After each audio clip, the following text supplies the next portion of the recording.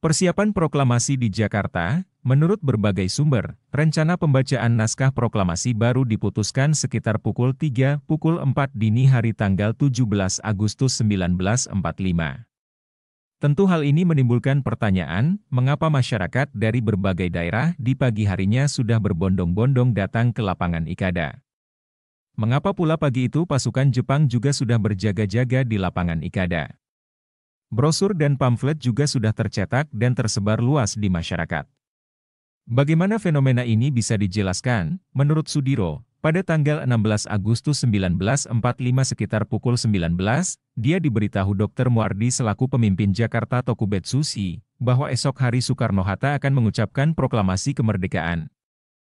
Bertempat di lapangan Ikada. Karena itu, barisan pelopor yang sudah dibentuk sejak tahun 1944, dengan anggota yang tersebar di setiap kecamatan, sudah siap di lapangan pada pukul 9.30 pagi. Setelah mendapat informasi tersebut, Sudiro segera menghubungi pimpinan barisan pelopor daerah Kota Istimewa Jakarta, terutama yang berpusat di tiap-tiap kawedanan, untuk meneruskan instruksi tersebut ke kecamatan dan kelurahan. Sebagian dihubungi melalui telepon sedangkan yang tidak terjangkau dihubungi melalui sepeda. Sudiro mengendalikan instruksi tersebut dari rumahnya di Jalan Guntur 50. Keesokan harinya, tanggal 17 Agustus 1945, saat tiba di lapangan Ikada, Sudiro terkejut karena sudah banyak kempetai yang berjaga-jaga. Sudiro bertanya-tanya apakah informasi proklamasi sudah bocor, sehingga dihadang Jepang. Untuk itu, Sudiro menghubungi Dr. Muardi yang tinggal di Jalan Gondang Dia Lama. Oleh Dr. Muardi disampaikan bahwa tempatnya berubah tidak di Ikada tetapi di Pegangsaan Timur 56. Untuk itu, semua barisan yang datang dari berbagai daerah dihadang dan langsung menuju ke rumah Bung Karno. Selain itu, Sudiro juga membuat pengumuman tertulis yang ditempel di pohon-pohon di sekitar lapangan Ikada. Bagaimana Dr. Muardi bisa menginstruksikan kepada Sudiro tentang tempat pembacaan proklamasi? Menurut Bung Hatta hal itu berkaitan dengan karakter Dr. Muardi yang impulsif, yaitu sering mengambil keputusan-keputusan sendiri dengan cepat. Hal yang sama juga dilakukan oleh Soekarni.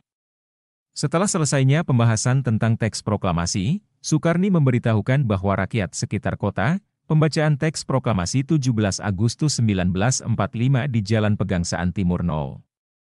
56 Jakarta sudah diserukan untuk datang berbondong-bondong ke lapangan Ikada untuk mendengarkan proklamasi kemerdekaan. Namun hal itu ditolak Soekarno yang mengatakan lebih bagus di tempat kediamannya di Pegangsaan Timur. Karena pekarangannya cukup luas untuk ratusan orang. Untuk apa harus memancing-mancing insiden, kata Soekarno. Lapangan Ikada adalah lapangan umum sehingga bisa menimbulkan bentrokan antar rakyat dan militer Jepang. Untuk itu, diputuskan bahwa pembacaan proklamasi akan dilaksanakan di Pegangsaan Timur pada pukul 10 pagi.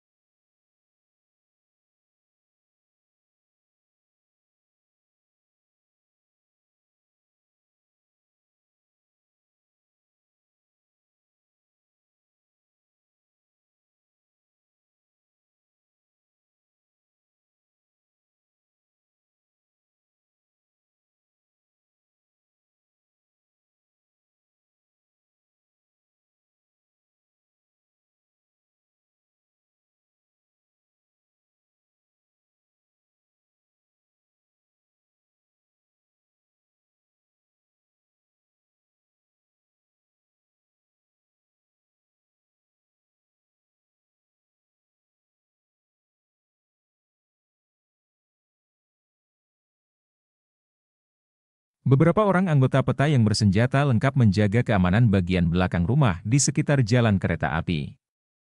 Bagian depan ditugaskan barisan pelopor. Dalam kesempatan tersebut juga diatur jika ada serangan dari pihak Jepang, maka pasukan PETA segera melepaskan tembakan. Hal itu sebagai pertanda kepada Jepang bahwa rakyat sangat siap menghadapi segala kemungkinan yang terjadi, selain untuk membangkitkan semangat tempur rakyat. Perwira PETA Arifin Abdurrachman selalu siap siaga di dekat pesawat telepon bila keadaan gawat. Ia segera minta bantuan pasukan PETA yang bertugas di Asrama Jaga Monyet, dekat Harmoni Jakarta, dalam suasana menunggu saat-saat yang penting tersebut. Seperti biasa para pemuda tidak sabar dan gelisah menunggu pelaksanaan upacara. Sementara itu Soekarno yang ditunggu-tunggu masih berada di kamar rumahnya sedangkan Bung Hatta yang ditunggu juga belum tiba. Dalam suasana gelisah, Dr. Muardi mengusulkan bahwa walaupun belum sampai waktu yang ditentukan, pembacaan proklamasi sebaiknya segera dilaksanakan. Dengan keyakinan bahwa usulannya akan diterima Bung Karno, Dr. Muardi mengetok pintu kamar Bung Karno, dan menyampaikan usulannya agar Bung Karno segera mengucapkan proklamasi. Bung Karno menyampaikan bahwa hal tersebut tidak mungkin dilaksanakan, karena Bung Hatta belum datang. Namun Dr. Muardi tidak sabar dan memaksakan agar segera dilaksanakan pidato tersebut. Akhirnya dengan nada marah Bung Karno menjawab, "Saya tidak akan membacakan proklamasi kalau Hatta tidak ada. Kalau Mas Muardi tidak mau menunggu, silahkan baca proklamasi sendiri." Di lain pihak, sepulangnya dari rumah Laksamana Maeda, Hatta tidur setelah sholat subuh dan baru bangun sekitar pukul 8.30. Setelah mandi dan bercukur, Hatta bersiap-siap pergi ke Pegangsaan Timur 56 guna menghadiri pembacaan teks proklamasi kepada rakyat Indonesia. Kira-kira pukul 10 kurang 10 menit Hatta sudah tiba di rumah Bung Karno. Hanya bangsa yang berani mengambil nasib dalam tangannya sendiri akan dapat berdiri dengan kuatnya. Maka kami tadi malam telah mengadakan musyawarah dengan pemuka-pemuka rakyat Indonesia. Permusyawarahan itu seia sekata sependapat bahwa sekaranglah datang saatnya untuk menyatakan kemerdekaan kita. Saudara-saudara, dengan ini kami menyatakan kebulatan tekad itu. Dengarkanlah proklamasi kita, proklamasi, kami bangsa Indonesia dengan ini menyatakan kemerdekaan Indonesia, hal-hal yang mengenai pemindahan kekuasaan dan lain-lain, diselenggarakan dengan cara seksama dan dalam tempo yang sesingkat-singkatnya, Jakarta hari 17 bulan 8 tahun, 05. Atas nama bangsa Indonesia Soekarno-Hatta. Demikianlah, saudara-saudara, kita sekarang telah merdeka, tidak ada satu ikatan lagi yang mengikat tanah air kita. Mulai saat ini kita menyusun negara kita, negara merdeka, negara Republik Indonesia, merdeka kekal dan abadi. Insya Allah, Tuhan memberkati kemerdekaan kita itu. Setelah pembacaan teks proklamasi, acara selanjutnya adalah pengibaran bendera Sang Saka Merah Putih. Bung Karno dan Bung Hatta maju 2 langkah dan berdiri di anak tangga terakhir, lebih kurang 2 meter dari tiang bendera.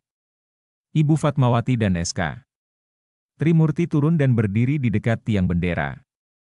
Karena tidak ada protokol jadi tidak ada yang mengatur jalannya upacara, semua berjalan begitu saja tanpa protokol yang mengikat. Ketika suasana tenang itu, tiba-tiba terdengar suara, "Ayutri, kerek bendera merah putih itu." Sementara SK Trimurti menjawab, tidak yang pantas pengerek orang laki-laki dan sebaiknya dari PETA." Selanjutnya Suhud yang memakai kemeja pendek kotak-kotak biru bercelana pendek serta memakai sepatu barisan pelopor mengambil bendera yang ada di atas baki dan mengikatkannya ke tali pada tiang bendera. Sementara Latif Hendraningrat yang mengenakan pakaian lengkap perwira PETA membantu Suhud dengan memegang bendera dan mengerek bendera.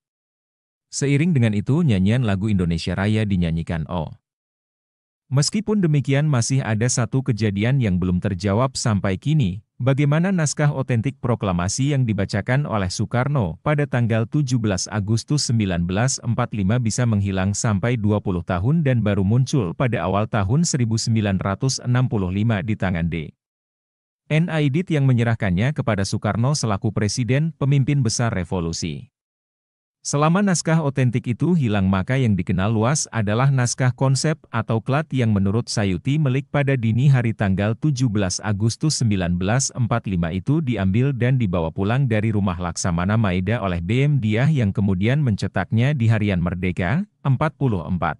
Revolusi Indonesia sudah dimulai dan mendapat respon luar biasa di seluruh Nusantara.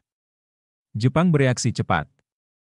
Atas perintah Panglima Militer Jepang di Jawa, Maeda beserta seluruh stafnya ditangkap dan pengumuman kemerdekaan yang dikirimkan lewat pos ke berbagai wilayah disobek oleh Kempeitai. Pada hari berikutnya, Jepang mengumumkan pembubaran PETA, Heiho dan semua organisasi Indonesia bersenjata.